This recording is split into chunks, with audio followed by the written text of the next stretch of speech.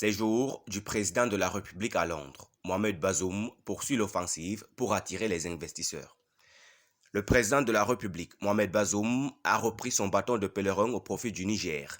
C'est ainsi qu'il a entrepris une visite de travail à Londres. Au cours de cette visite, le chef de l'État a notamment présidé une table ronde sur le commerce et l'investissement au Niger et a pris part, aux côtés de nombreux invités de marque, au couronnement du roi Charles III, souverain du Royaume-Uni et d'Irlande du Nord. La table ronde sur la conférence et l'investissement au Niger a eu lieu dans les locaux du Royal Air Force Club et a regroupé autour du chef de l'État et de sa délégation plus d'une trentaine de structures publiques et privées opérant dans le financement du développement, les ministères des Affaires étrangères, de la coopération et des finances, banques et assurances, sociétés de construction, opérateurs des secteurs de la santé, de l'eau, de l'énergie, consultants, toutes désireuses, selon leur porte-parole, d'échanger avec le président nigérien et de travailler avec le Niger. Dans son discours d'ouverture de la table ronde, le président Mohamed Bazoum s'est dit heureux de constater que la coopération avec le Royaume-Uni, balbutiante il y a quelques années, s'est bien renforcée. Nous sentons, a-t-il dit, un réel intérêt des investisseurs britanniques pour notre pays. Et vous avez raison, le Niger offre de réelles opportunités. Le chef de l'État s'est largement étendu sur les potentialités du Niger dans divers domaines.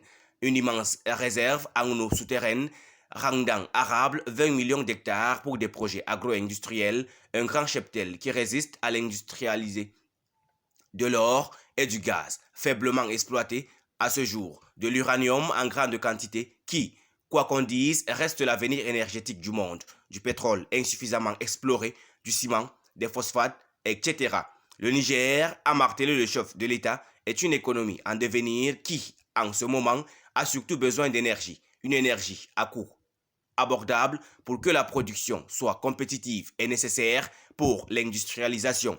Et ce domaine doit faire l'objet de toutes les attentions des investisseurs puisque l'énergie est un marché communautaire. Vous pouvez la produire au Niger et la vendre à tous les pays de la région, a précisé le président Bazoum. Évoquant le climat des affaires qui tient à cœur les détenteurs de capitaux, le chef de l'État les a rassurés. D'un côté, la gouvernance actuelle est basée sur les valeurs de la démocratie et de l'état de droit. De l'autre, le gouvernement nigérien a engagé une réforme profonde de ses codes, des investissements et des impôts afin d'en purger tout ce qui peut constituer un obstacle pour les affaires. Après l'intervention du chef de l'État et les réponses qu'il a lui-même apportées à certaines questions, des investisseurs britanniques, les ministres en charge du commerce et du pétrole, ainsi que les directeurs généraux de l'ANEC, Agence nationale de l'économie, des conférences, et de l'AMPIPS, Agence nigérienne pour la promotion des investissements privés et des projets stratégiques, et les représentants de la Chambre de commerce et d'industrie du Niger ont approfondi avec la partie britannique les différents aspects climat, des affaires et des opportunités offertes par le Niger.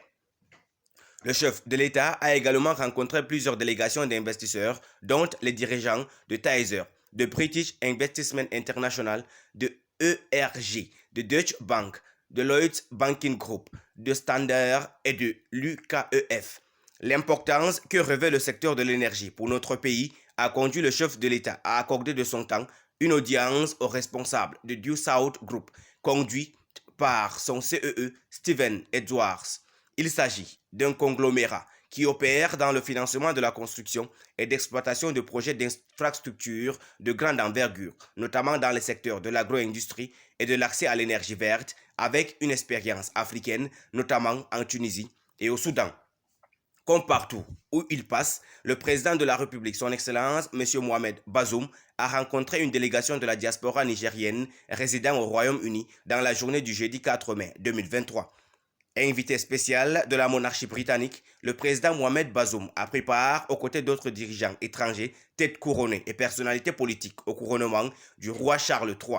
Le couronnement qui intervient 8 mois après son accession au trône du 40e monarque britannique et de la reine consort Camilla est l'occasion pour le roi de prêter serment de gouverner selon les lois du Royaume-Uni et des 14 territoires dont il est le chef d'État, ainsi que de défendre la religion anglicane dont le monarque est le chef suprême.